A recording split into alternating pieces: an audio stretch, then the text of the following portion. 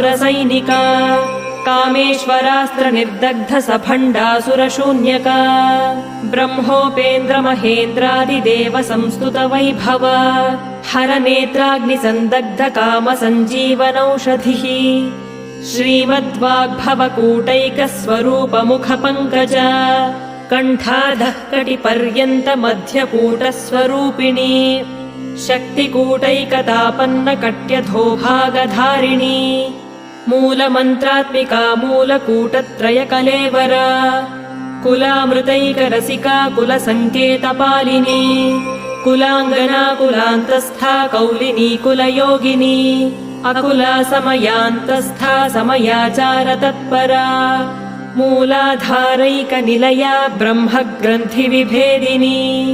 मणिपूरान्तरुदिता विष्णुग्रन्थिविभेदिनी आज्ञाचक्रान्तरा